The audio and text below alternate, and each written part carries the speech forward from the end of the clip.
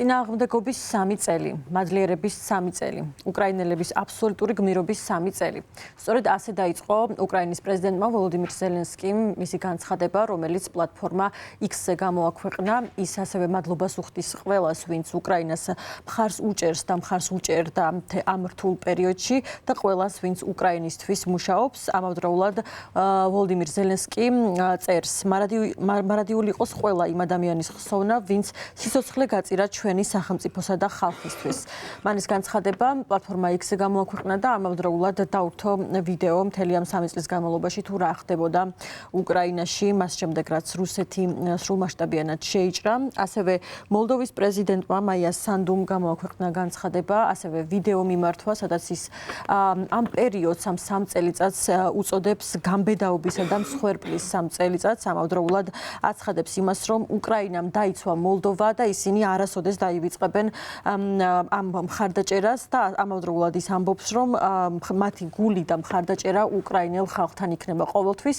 მაია სანდუ ამ განცხადებაში საუბრობს იმაზე, რომ დილის 4 საათზე შეიტყო ის, რომ უკრაინაში ომი დაიწყო და უფრო მეტიც მას დაბომბვის ხმაც ესმოდა. ამავდროულად მაია სანდუ აცხადებს იმასაც, რომ მათ არ იცოდნენ ზუსტად თუ როდის ჩამოვარდებოდა, როდის და სად ჩამოვარდებოდა შემდეგი ბომბი და ამავდროულად ის ამბობს იმასაც, რომ უკრაინის სიმამაცე უზრუნველყოს სწორედ მოლდოვის მშვიდობა და ისინი არიან ამაყები იმით, რომ უკრაინელებს მისცეს თავშესაფარი და გაუწიეს ყველა საჭირო დახმარება ამ რთულ პერიოდში და სწორედ ამ თარიღთან დაკავშირებით ჩადიან ევროპელი ლიდერები უკრაინაში, რამდენიმე მათგანი უკვე არის ადგილზე, მაგალითად გიტანას ნაუსედამ, ლიეტუვის პრეზიდენტმა გამოაქვეყნა პოსტი სოციალურ ქსელში, მას თან დაურთო ფოტოც და ის აცხადებს, რომ უკრაინამ და უკრაინელმა ერმა უამრავი გაჭირვება გამოიარეს ამ რთულ პერიოდში, თუმცა ამის მიუხედავად ისინი ამაყები და შეუვალები არიან.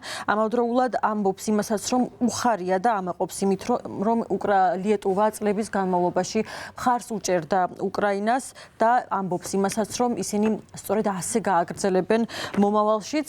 კიევში იმყოფება ასევე ევროკომისიის პრეზიდენტი ურსულა ფონ დერ ლაიენი, მანაც გამოაქვეყნა ვიდეო და პოსტი ამ თარიღთან დაკავშირებით და ურსულა ფონ დერ ლაიენი აცხადებს, რომ რუსეთის სასტიკის შეჭრის მესამე წლისთავზე ევროპა კიევშია. ჩვენ დღეს კიევში ვართ, რადგან უკრაინა ევროპაა წერს ის და აცხადებს, რომ ამ გადარჩენისთვის ბრძოლაში მხოლოდ უკრაინის ბედი არ არის სასწორზე, არამედ ეს არის ევროპის ბედი. ეს განცხადება ურსულა ფონ დერ ლაიენმა, ევროკომისიის პრეზიდენტმა, პლატფორმა X-ზე გამოაქვეყნა და ამავდროულად, როგორც უკრაინის პრეზიდენტი ვოლოდიმირ ზელენსკი აცხადებს, რუსეთის უკრაინაში შეჭრიდან მესამე წლის თავზე კიევში 13 ქვეყნის ლიდერს ელოდებიან.